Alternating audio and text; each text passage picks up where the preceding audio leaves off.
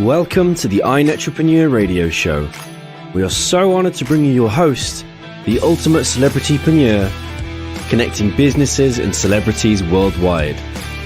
Winner of the Networking Organization of the Year, best-selling author, magazine publisher, trainer, and owner and founder of Network Together and the iNetrepreneur Media Network for magazines, TV, and radio network, we're excited to bring you your host, Mr. Robert W. Jones. Good afternoon, everyone. Good afternoon, everyone. Welcome to the show. It's another exciting, cool week in the land of Phoenix, Arizona. Well, if you think cool is 110 degrees with, anywhere from 5 to 15% humidity, then you'll think this is a cool place to be. But right now, I'm just getting a little bit hot because we have two great guests on our show today. I'm really excited to have them on. My name is Robert W. Jones, as it says right there, Robert W. Jones. I am the founder of the Art of Connection movement and also founder and owner of the iNetrepreneur Network. We have members in 20 different countries all around the world that meet through Zoom, or sometimes they even come to our famous activities, such as our upcoming Ultrapreneur Revolution Expo on the 26th and 27th of July. And you guys are all invited, members, the public, let's just have a great time. I mean, remember, this is summer in Phoenix, and we're crazy enough to put on the hottest event on probably the hottest days of the year, the 26th and 27th of July. But let's get to a few housekeeping things. I just want to remind everyone that we do have the #1 international book series. #1 international best-selling book series. There's a couple of books behind me here. We have our third book. We have reached #1 in over 100 different categories in this book series. Not only that, we're in the Library of Congress, and we competed in an international competition with 24 other business collaborative books, and we won. We won International Collaborative Book of 2023, and that is such exciting news. Right now, you can go to 365daysofgratitudequotes.com. That's 365daysofgratitudequotes.com. We have our BOGO offer. Right now, it's 2 reserved date pages in the book. You can reserve the days that are open on the calendar of 2024. It's only $269. But guess what? Today, I'm also giving an additional coupon code that you can utilize to get those 2 pages. By using the coupon code CLASS, you'll get another $20 off. You'll get another $20 off. We have over half of the book pages in the, that's 366 of them because it's leap year in 2024. So it's 366 pages. We've gone over half, and we just want to celebrate that by offering an additional $20 off that amazing rate.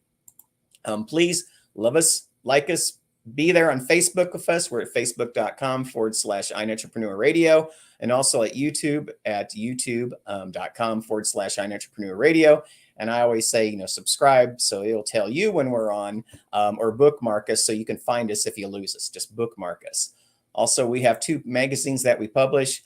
Our bi-monthly magazine, iNetrepreneur Magazine, It's all things entrepreneurs, business owners, and influencers, both inside and outside the community of iNetrepreneur Network.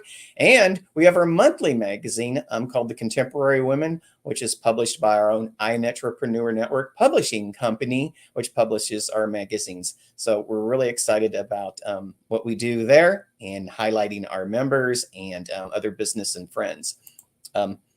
Also, lastly, we have the ntevents.net. If you want to see some of our 800 to 1,000 meetings and events, pop-up classes, summits, and of course, our Ultrapreneur Revolution, which is coming the 26th and 27th, please go to NT Events. You can get your complimentary tickets to our chapter meetings and some of our other shows, and also pick up your tickets for the Ultrapreneur event. We're meeting at the Holiday Inn Airport, or the Airport Holiday Inn next to the airport, and close to downtown Phoenix. So we just want you all to come in here and hang out with us. So enough with all that stuff to do. I know it seems like every week it's more and more, but I'm going to go ahead and take this off and bring our first guest in, one of my great friends, love her to death, Becky Norwood. How are you, Becky? Oh, I'm wonderful, and thank you for having me. This is awesome. It really is. I mean, it's like I like to tease people sometimes. I say, I see people, sporadically on and off, throughout the year. And I say, Becky, you're getting so busy. I had to create a whole radio show to get you on so we can talk. So, you know, so here we are together getting to be able to talk together. Again, I'm with Becky Norwood. She's a #1 international best-selling author. And actually, you're like the #1 international best-selling author guru because you help others get to be #1. You're a speaker, you're an author yourself, you're a book publishing expert, and you're the CEO of Spotlight Publishing House. And you've gone through some name changes over the years. And I love Spotlight Publishing House because it's what you do. You spotlight people. I mean, and you even get them on your own radio show yourself to spotlight your authors. And I love that you do that because you're always providing more value for our authors. And in the next segment, we'll get to talk a little bit about that with Dr. Joe Blake. You can reach Becky at Spotlight Publishing House.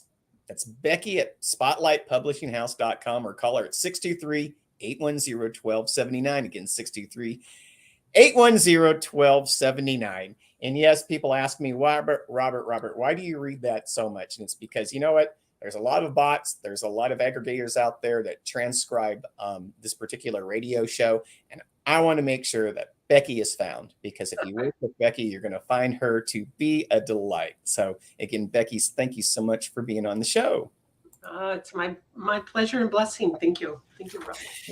Becky, I want to go backwards a little bit before we go forwards. And and one of the things that my wife Sean likes to say, she says, in life there's blessings and there's lessons and lessons. And when I look back at my authorship career, it started and ended back in the 80s. And back then it was very, very different world. And what I did and concentrated on was poetry. I really felt that I was going to be the world's greatest poet, like a Robert Frost. And, all my poetry would be raved by all these fans, all over the world. And I found out very quickly, it really is a tough business to create any awareness, especially back then. If you're in publishing and if you're a poet, and to get out there if no one's ever heard of you, right?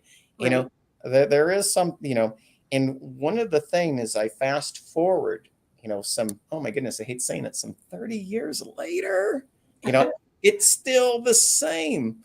We have all the information in the world at our hands, but it's not enough just to have your book published nowadays, is it? No, not at all.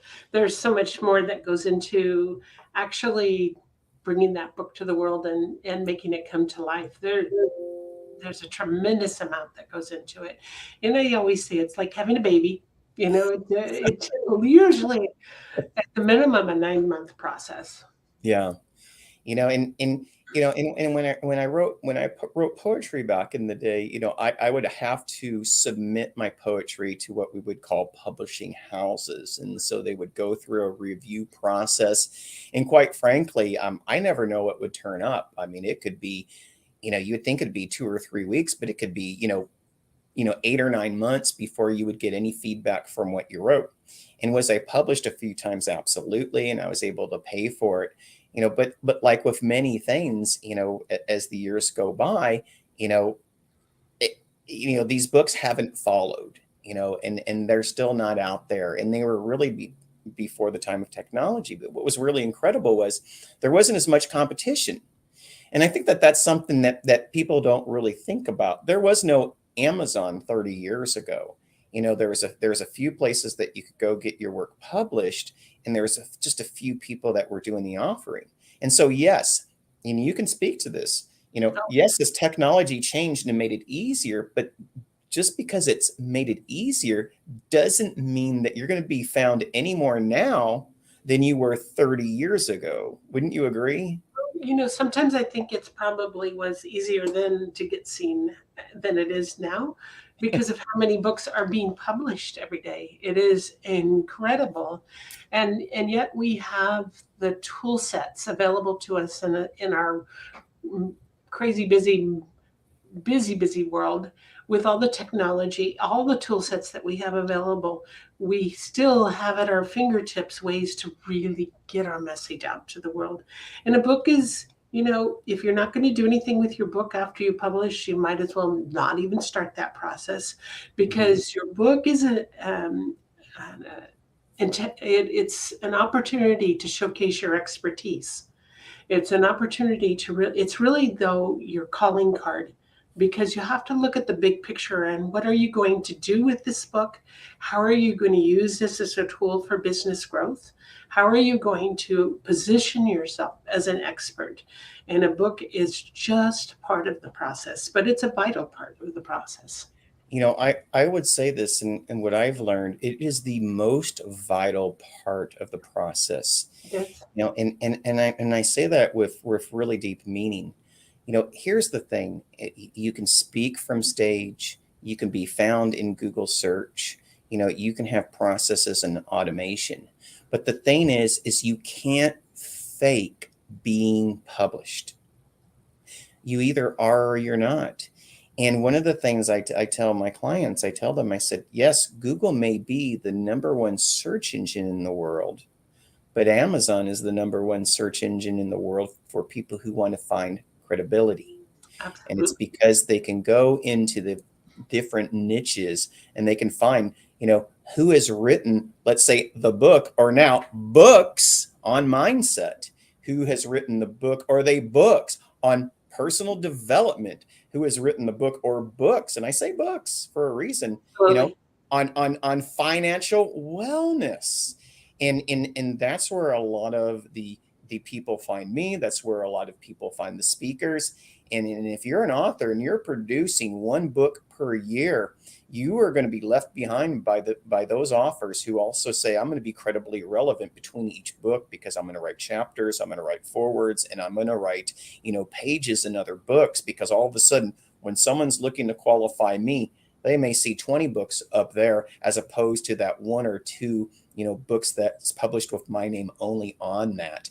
Right. And I call them footprints. yeah, and I don't think people understand the power of that, do they? No, they really don't. And I always, like I said, I call them the footprints, those social footprints that are out there that really start to create that path that people will follow. And it's so true. All the studies in our modern world of publishing, and the rules change every day. There's a lot of updates in the publishing world. So many changes are constantly happening. But it's still a fact that if you have gone through the work of writing that first book and people really like it, what do they want to see? They want to see the next book. They want to know about it, and they will watch for it. And then as what we do with our authors is, once a person has more than one book, we make sure that we re-upload the content of the first book with a link to the second book, and vice versa. And we do that all the way through the process, so that, yes, on Amazon, it will show up as kind of in the stream of, well, this publisher or this author has published more than one book. But still, if they find it somewhere else, we want them to be able to tap into your expertise. And so as you create those footprints, the more footprints you can create by forwards, by being co-authoring in a compilation book, by writing even a dedication or something of that nature, something to be part of that book, people start to really take you as somebody that's credible, that has something important to say. And that important, I say, especially when you become an author, you start to become the company that you keep. And, placement of your book and the compilations that you're a part of also go, a great distance in determining the value of the author themselves. Because if here's your book and you have a great forward, and Mark Victor Hansen is writing that forward, or a Kevin Harrington, and all of a sudden you're a part of some collaborative books, and all of a sudden Sharon Lecter's in that book, and we could say different names, you start to actually see that person as this is the playground that they're in. This is the field that they do their business in, and that also happens. But the other things, Becky, I think you noticed this too. for the longest time, I always said, search is like throwing out breadcrumbs. And the more breadcrumbs you go out there, the more you can have, let's say the birds, pick at it. And so, bigger and bigger and bigger and bigger piles of breadcrumbs mean more and more, that comes back to you. But one of the things I found now is that I've actually even modified that. It's not just the breadcrumbs. It's making sure you have the little wires that attach to every breadcrumb that you have out there. And because it's not just the breadcrumbs, it's that little wire like a trip wire. So when people come to the Amazon profile and you have 20 books, you're on a carousel many times as one of the authors. And every time that breadcrumb is there, that little breadcrumb leads you back to like what you're talking about, their one book, their two book, their author profile, their place where they reside. And I think that that's really important for authors. In the same way, it's like, like in Google, you want to put out pages, you want to put out content, you want to, it's publish or perish. In Amazon, it's the same way. Whether it's a full book or whether it's a page or a chapter, when they see that cover, Amazon does, and when the user sees that cover, as well, they're seeing all the covers, and every cover, whether it's a full book or just a page, has a tripwire and has a connection that can, if you use it, lead back to you, right? Absolutely. And one of the things that we do with our authors is initial conversations, we ask them, okay, so what is the background of this? Do you have a course that can go with this? Do you have something that you can offer in the book that will be downloadable? So they have to go to your website to get that download, and they have to put their name and email in. So you're doing the list building as well. And then we also, by far the majority of our authors, add video to each chapter. And those videos are on YouTube, but then the book becomes kind of interactive. They get to see you speaking. They get to get they really capture the other senses for the reader. Some of us are auditory here. That's how we learn. Some of us will pick up a book and then we don't want to look at the video, but we're tapping in to every way that people can connect. And when they suddenly take their phone and scan a QR code and you come to life speaking, that transforms how they feel about you, and they love to, they hear what you have to say. You're actually adding that extra nuggets of richness to that. Then what happens is they want to follow you. They're going to be watching for you. They're going to be noticing the other things that you're doing. And so how are you with social media? How are you with article writing? How are you in all these things? What are you doing to spread your reach? Are you speaking from the stage? And do you have something to offer when you speak from the stage? And there's so many things that we can continue with that. It's using a Zoom background, with what you've done and showing your books up there for your credibility. It's going to an event and, either having a banner or a table where you bring your books to, so you can sign some copies away, to create those starting points. You brought up the power of a QR code. I mean, talk about creating something that adds and leverages, a longer shelf life, especially if it's a dynamic QR code where you can change where the QR code points over time, whether it be to a link tree or whether it be to, a mobile app, whether it be, somewhere where you can actually feed back to your own, entrepreneurial author ecosystem. And I say that a lot is, when there's a big difference between an authorpreneur and what I call as an entrepreneur. An authorpreneur starts with their sole set of writing books and creating royalties, and that is their main thing, and they build a business from there.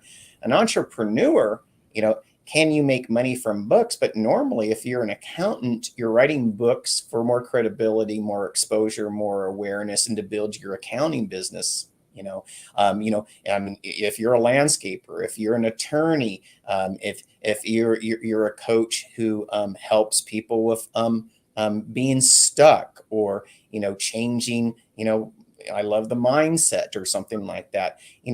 That's what we also look for when it comes to offering as an entrepreneur or a business owner, it's the ability to take so much content and really, cycle it through so many more times, isn't it?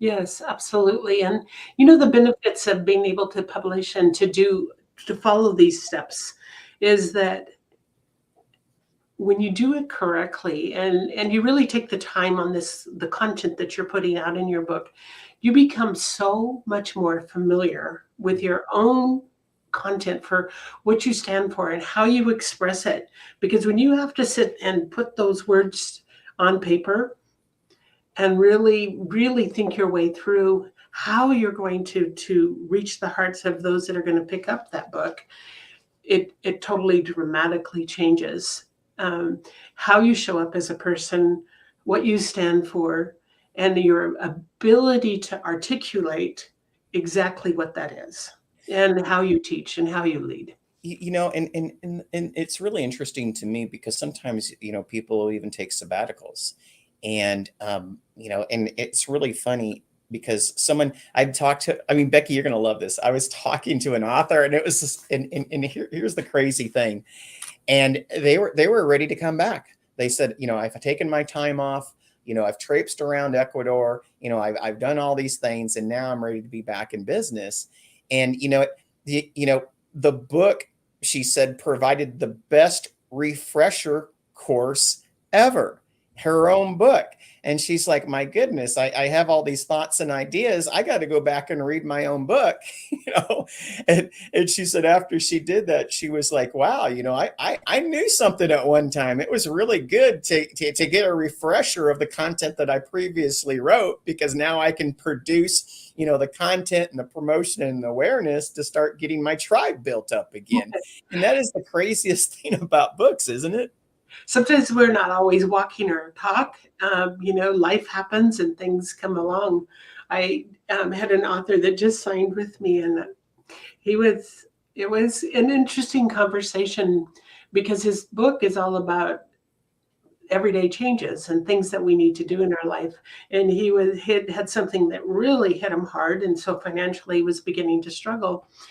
And he made the comment, well, I started reading my book and I'm thinking, man, why don't I start applying what I've been preaching all this time? It was really sweet to see him make that connection and realize, wow, sometimes life can throw curveballs at us and we're not always walking that talk. And this gives that beautiful opportunity for that to come and transpire. And so our own words can inspire us as well. I couldn't agree with you more. And, and that's one of the reasons why I love journaling, because journaling is one of the things that really leads us to great perspective. I always, I like to say, if you haven't lived, at least 4 lifetimes, by the time you're 50 years old, you just haven't lived enough to have great perspective. And I love people who have had to reinvent themselves, and they grind and they've done those meaningful things that create those great stories. And that's what books are also about too. It's not just training people. It's actually showcasing the stories of overcoming something or transforming or providing inspiration, and etc. And some of the ways I think you and I get tickled is we've seen a lot of people write that just one page. And then all of a sudden there's something magic to that one page, because all of a sudden they see the people on the left side in the collaborative book and on the right side. And then all of a sudden they feel that 2.1 pound book, and that one page becomes so much more, doesn't it?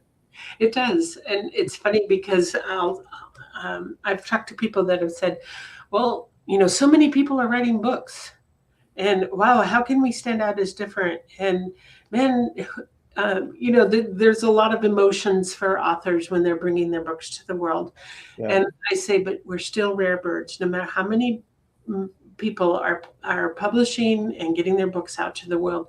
Drive on the freeways around Phoenix and see the number of people that are on the road. How many of them are authors? We are still a rarity when you think about it and the overall big picture of the whole thing.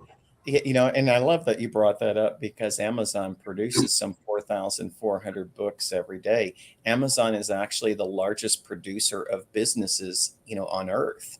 And a lot of people don't think about that. But here's the thing, if you really look at just pure math, 120,000 books on Amazon per year pales to the 8 billion people that live on Earth and want to follow or get to know you. So your story is relevant to probably millions of people, and as a publisher in this modern day and age, it's our job to get that message out there to create that impact, isn't it?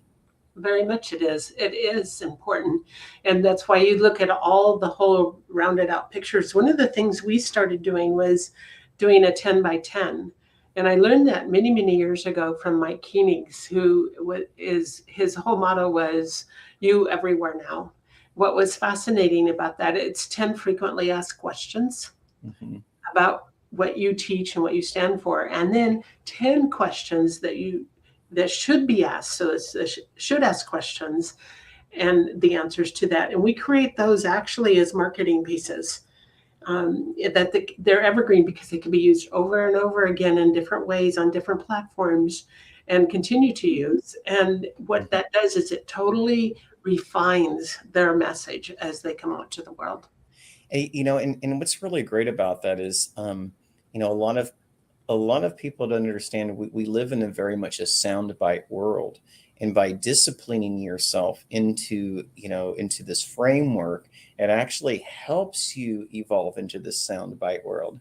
One of the authors in our author literary class, she said, I wrote a book that had over 300 pages in it, and I said I feel like I took more time to write that one page than I do a book that has 300 pages in it because I felt like every word mattered so much that it had to count. And I love that she said that. Now, I hope every author doesn't feel that way, but it was amazing to me to hear her say that, being a very accomplished author that she is herself. But one of the things that I hear you talk about, many times is you say, leaders write books. Leaders write books. Where's the genesis of that, and why do you hold to that, embrace that even to this day? Well, it is because when you think about it, and we look at the books that have been written in the past, and maybe the author of that book is long not part of our world, and yet we're still opening the pages of those books and reading them. So they're there for hundreds of years. They're there for a long time.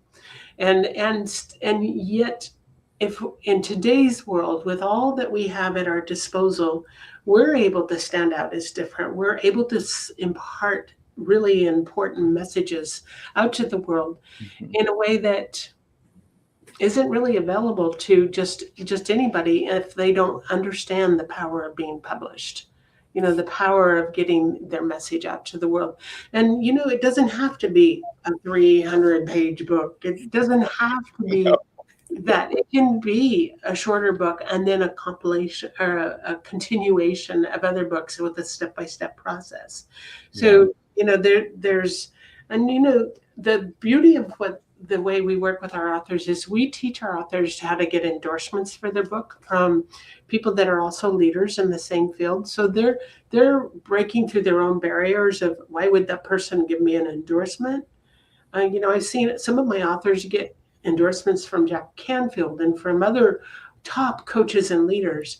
And what does that do? It's that other little bit of a footprint. Then we teach them how to build their own launch teams because they're surrounded with people that know them, that love them, that trust them, that have learned from them. And now these people are willing to go out and support them. They're talking about them on their podcasts. They're sharing on their social media. They have an email list. They're sharing. They're telling their friends. And what does that do but broaden the reach that the author has?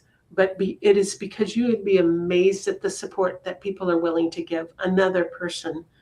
Because what goes around comes around, but because they truly do believe in what that person is bringing to the world. And I don't normally do this on the show, Becky, because I agree. I don't usually, and I usually don't get, let's say, religious or spiritual on the show very often. But it is said that when you do good works, people are willing to share those good works. And I think the good works of books is one of the best places that you will get shared. Not only is it the knowledge of it, it's the tangibleness of it. And, I tell this to the entrepreneurial community all the time. I've never had someone come up to me, print out a social media post and go, "Oh my goodness, this is a great job." But I've had people say, "Hey, I've read your book. Can you sign it for me?" It's such a different perspective. But I want to go to the place where it could be the elephant in the room for a lot of the people who kind of feel like this AI thing, is either going to take their job away. This AI thing is, going to make these like robotic feeling sounding books that are coming out. This AI thing is just going to create more competition. I don't know. I feel like in certain ways that the verdict is out on it. In many ways, it's a tool like any other tool. It can be used for good or it can be used and abused. What are your thoughts on AI and, programs like a Chat GPT, and other writing AIs that are all prevailing out there and, pretending to be the publisher, even sometimes itself? What is your take on that? And where do you think its place belongs? They're not going to go away. And I've been writing a book called A Tapestry of Wisdom. And it's a book about kind of the things that I've learned from working with so many authors. I've gained so much. It's transformed me with the authors that are coming out. But I wanted to kind of have a really better way to explain the tapestry and what does that look and what does that mean. And I used AI for that. And it was like, whoa, that is just totally cool, because I would have never thought to use those words. However, nobody can put your story into it. Yeah. Not one piece of artificial intelligence can craft the story that will reach the heart. And it's one thing about it that you can write a book, but unless you put that storytelling into it, your own personal stories, the stories of your clients, the stories of those that you've worked with, until you can do that and make those stories come richly to life, there's no piece of software that can bring that to life for you. So it does have its place. And, I'm concerned about it only more about the young people that are finding out about it and using it for, getting their schoolwork. My school project. Yeah. And that really bothers me. But, I think everything has its balance and its pros and cons. And yes, the verdict is still out on that, but I don't think it's going away. And I think that there's also realizing that without your take, without your richness of your life experiences, a book doesn't hold the value, and people will pick up on that. People need to know who you are as a person. And I wanted to add to this because I agree 110%. Being a programmer and a coder in my prior life, one of those lives, right? I was a Marine in a prior life. Like I said, 4 lifetimes, you have perspective. And, one of the things I say is AI can index, archive, and retrieve and create anything that's been in the past. And it can create and maybe manifest a future, but it can't manifest this future. And that is the one in your head. And see, that's why, AI may not go away, but here's the thing that's not going to go away either, Becky. And I hope you agree with me on this. This isn't going to go away. And the most ingenuous, the imagination, the innovation that comes from this will never be matched by anything. Even more is what's in the heart. Yep. Absolutely. So I mean, my goodness, I don't know how this time goes by. Again, everyone, I am with Becky Norwood. She's a #1 international best-selling author, speaker, book publishing expert, and CEO of Spotlight. I love that, Spotlight Publishing House. You can reach her at Becky@spotlightpublishinghouse.com. That's Becky@spotlightpublishinghouse.com, or call her at 623-810-1279. That's 623-810-1279. Any other ways that we can find you, Becky? Oh, you could go to spotlightpublishinghouse.com, and I'm on all the social medias, Facebook, LinkedIn. And LinkedIn, you could just put my name, Becky Norwood, and it'll pop up. And, Um, and if you want to meet an amazing publisher, you can meet her live and in action on the 26th and 27th of July. And she's going to be at the Holiday Inn Airport Hotel. And we're really excited to have you there, Becky. Thank you, Robert. It's been such a joy to be able to be on this with you today, this show with you. Thank you so much. And thank you so much for really establishing me and reinvigorating me on my authorship journey. My pleasure. Again, I was with Becky Norwood of Spotlight Publishing House. An amazing person and who helped me get me back on my. See, I'm tripping over my words. I'm just gushing on how she helped me do this. So we're going to take a little bit of a commercial break and come back with our next guest. But again, Becky, thank you so much for being with us.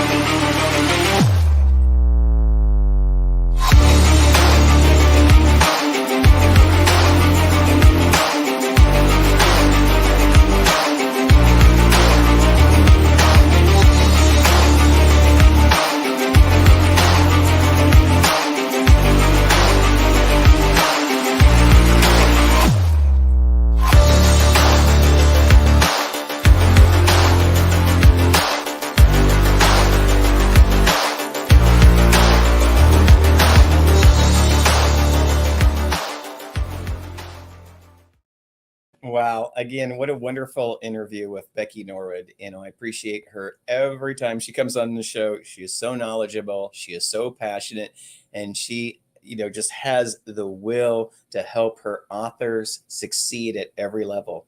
And what I love about her is, she understands it's not just the publishing, it's taking what's been published and getting that message out there so the world can get to know her author's gifts. And speaking of an author, an amazing friend of mine, I have him coming onto the show right now, and that is Dr. Joseph M. Blake Jr. Dr. Joe, how are you today? Doing just fine, Robert, just fine. I hope you are getting to listen to a little bit about the show, with Becky and myself, and getting a few little pop rocks out of it, right? Yes. I was listening. Becky's been wonderful to me as well.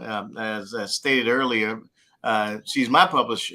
So it was great to hear. How did that timing happen? What a great opportunity is that? Everyone, I'm with Dr. Joseph M. Blake Jr. He's a #1 international best-selling author several times now. He's a speaker, a financial specialist, radio show host, and founder of Actionable Financial Literacy Center. And like I always tease Dr. Joe, I say that a few times, Actionable Financial Literacy Center. Yes, sir. You can reach him at Dr. J. Blake Jr. at actionablefinancialliteracy.com. And I'm saying this with purpose.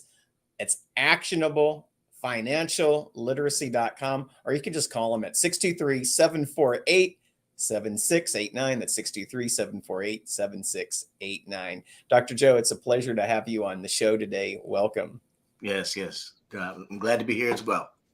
Dr. Joe, I'm gonna ask the same question, and I think it was a really great question. It's something that I learned from Becky, and she has said to me for a long time that leaders publish books, and I know that you agree with that, but I want to know, why do you agree with that? Why do leaders publish books, and if not, why should leaders publish books? It's something inside that we know we need to share. It's like you're saying earlier, it's like a God-given purpose for us. One of the things that when I found Entrepreneur and I found the network in the West Valley, the day I got there, I knew I had a book in me because I did my doctoral research and I had my dissertation, and God was telling me that I needed to write this book, and I was like procrastinating. And Becky was there, and God was there. Hey, there you go. There's a publisher. What you gonna do now? And so I was like, okay, that was it. And I was like, okay, I have to do this. And hired Becky. And Becky was telling me, well, we're going to make you a best-selling author. And I was like, yeah, okay, no, I'll take it. But, I didn't pay it any attention. And then when I wrote the book, and sure enough, best-selling author was it. But my intent really was just to do that purpose that I was, I felt that was called to do, and which was write the book and get the knowledge that was in me out to others so they can enjoy and grow from it as well. And I want to talk about that just a little bit. The that label, that marker of success, credibility, authority. We have it so many ways. When we're saying, number one international best-selling author, we're saying that in regards to how Amazon, labels these authors. And when you say best-selling author, you can be a best-selling author, and you can be number two, in a certain category. You could be number 28, you could be a number 100, but you're not number one international best-selling author. Dr. Joe, you've been number one international best-selling author because you reached that number one spot. And a lot of people don't know, if you put that number one bestseller logo on your book and you didn't hit number one, I mean, even if you hit number two, that they can actually kick you out of the Amazon software for up to a year, by abusing the purpose. Right. So when you say that, you say it with purpose as well. Yes, you do. And then when you're sitting with your clients, because I've been an investment advisor for 29 years, I share with my clients as well. I have my book, and my book is just something that is a tool that they can use based on the things that I share with them, and I let them know that I take what I do seriously, and I take my knowledge and I put it in a book. So that way, when I'm not there, and instead of having to remember what I shared with them, they actually have it in hand. They can flip the page and have that information readily available to kind of bolster the things that I've taught them. Well, but here's another difference, and here's something I think that really matters for you is, in the way that there's a realtor on every corner, sometimes you kind of feel like there's a financial person on every corner as well. There is. Well, I wasn't going to say that. I'm glad you said that for me. But here's the thing.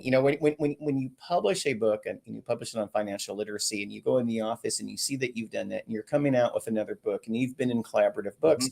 I mean, in a way, to me, you're doing the things that other people are unwilling or unable to do. And to me, that actually kind of cements that you're far more serious than the next person, who's not doing those same things. I mean, has book publishing lit you up in the minds of your clients because of that as well? It has, because what I've done actual research on my subject. So it's not theory based. It's not something pie in the sky. I actually had to go to do the research. And it took me 5 years to finish my dissertation.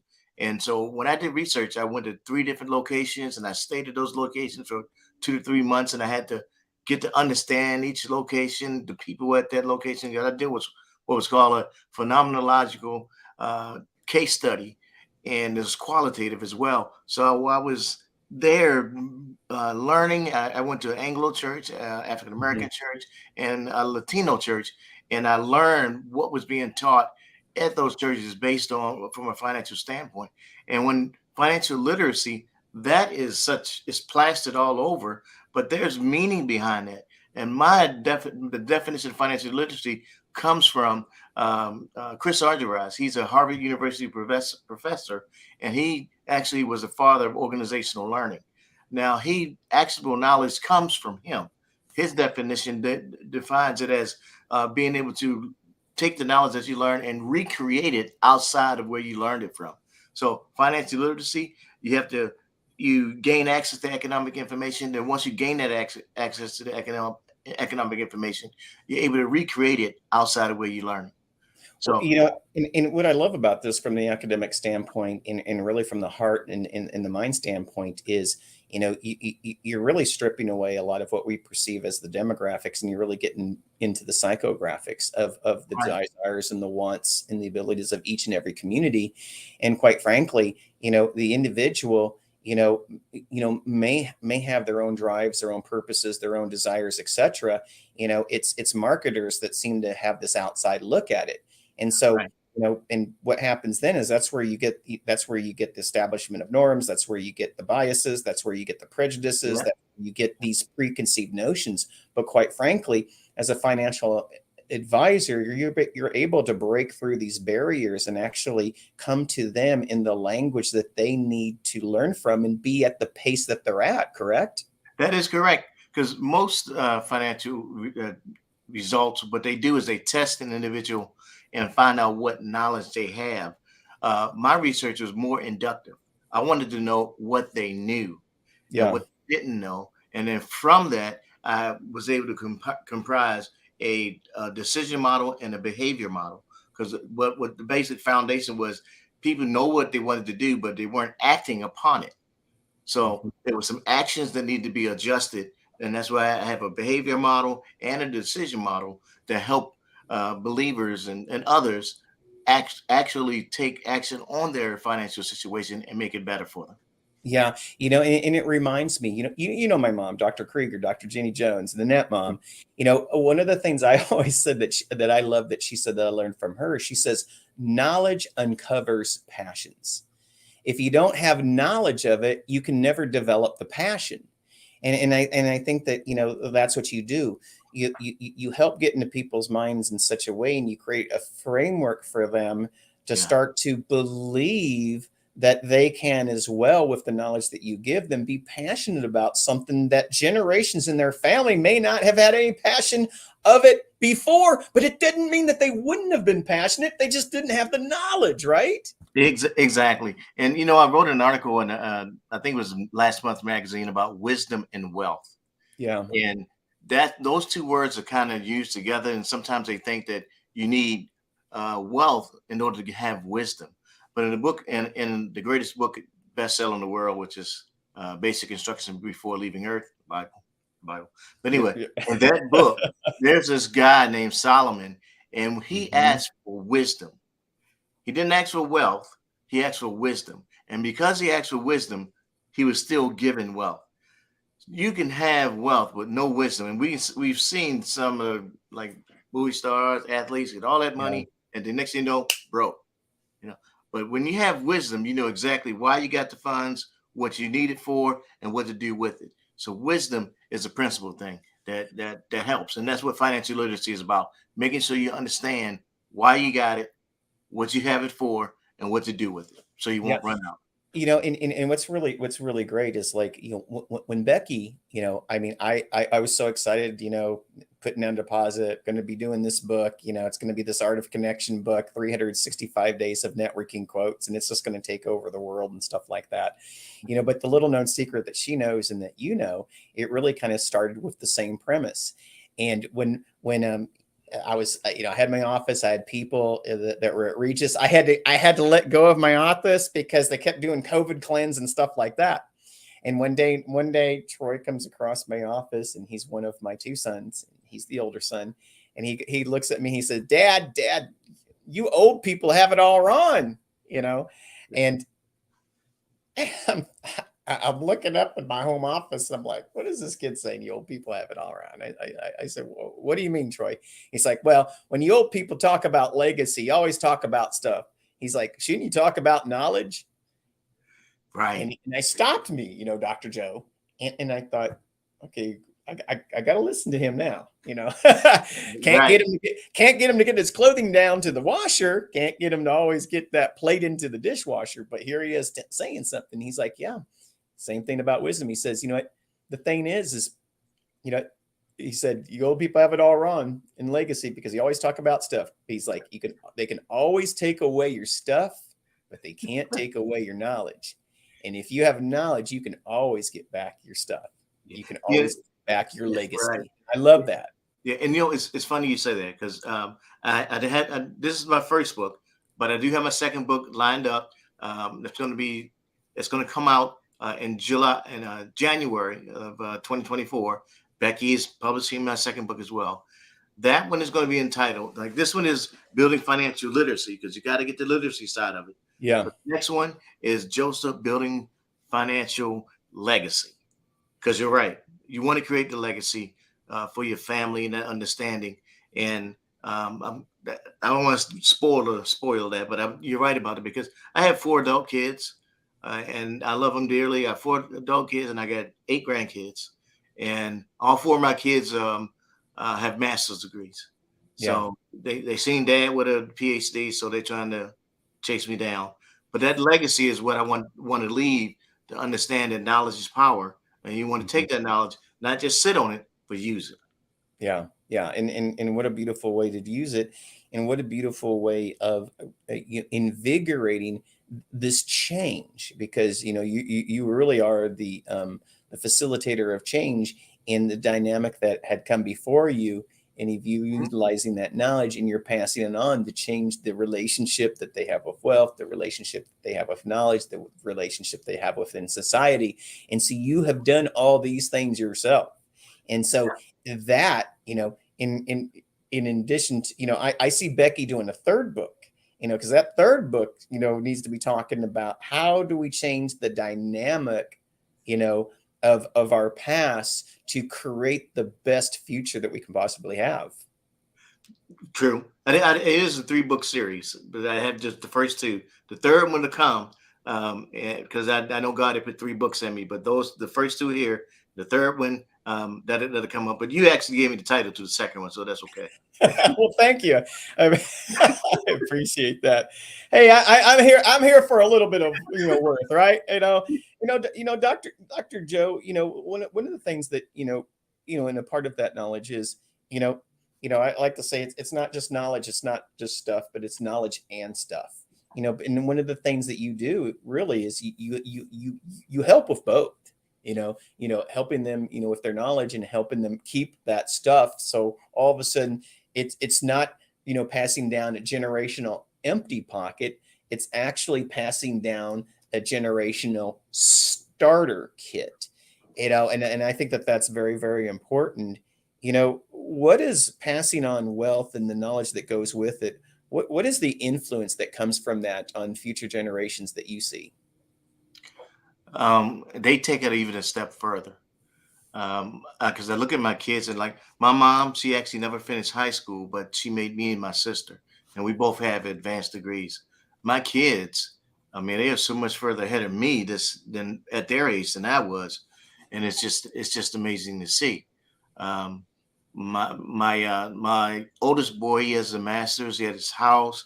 He just had his baby. As a matter of fact, today is my youngest grandson's Joe Blake the Fourth. Is his birthday. He's 1 year old, and my son is 35, and so I was 21 when I had him.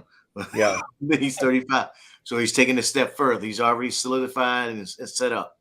My youngest son, he actually lives in England.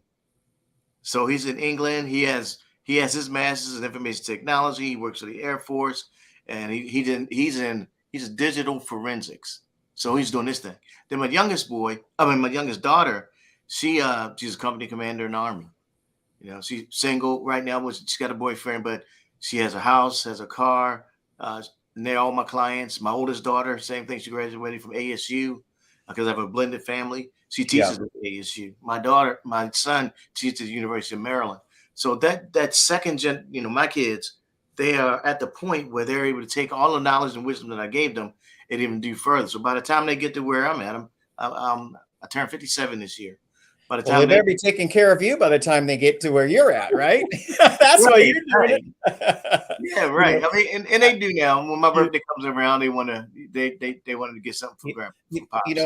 One of the things that I've really thought out in my head, and one of the reasons why I advocate for you, I've always felt like, but what are the magic words that I can start utilizing to say, why am I advocating for Dr. Joe? Why am I advocating for him in the financial, or an entrepreneurial community, with entrepreneurs who may come and go, with business owners who come and close, and one of the things I always find is entrepreneurs work on what they do far too often and not on who they are, but along with self-care, because it's the self-care thing, it's also the same with financial. We work so hard on what we do and we make it our money, but we actually really don't have an understanding of our own financial care. I mean, and financial care really is a piece of self-care, but it's something that entrepreneurs tend to run from and avoid instead of embrace, and learn from. Tell us about your experience working with entrepreneurs and why is it so important for them to start understanding the financial care part of being an entrepreneur? I've always worked with business owners. As a matter of fact, at a church, I ran a business school there. I was the dean of the business school for like 7 years. And the thing with entrepreneurs is understanding that in the beginning, you may have lean years.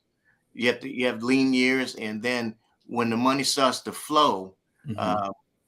you need to be able to put something aside. Because when it's tough in the beginning and you may not have a whole lot, and when this money starts coming in, you got to have your bucket, so to speak, ready to put something in.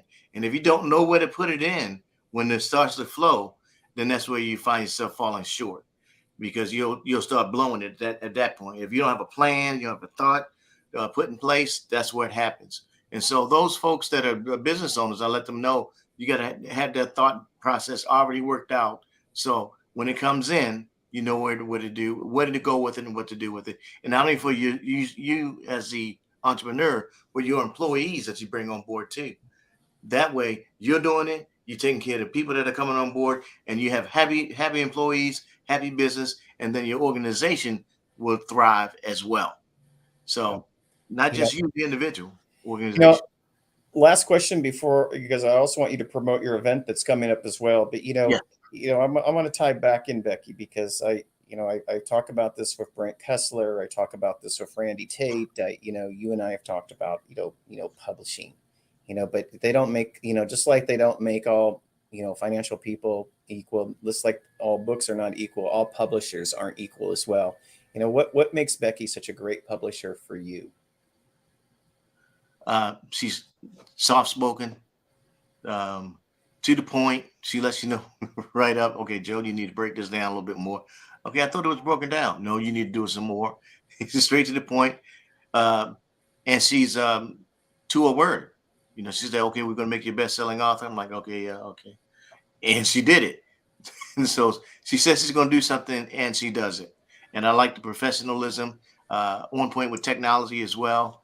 And I had no question. I said, when I was going to write the second book, Becky was going to be my person.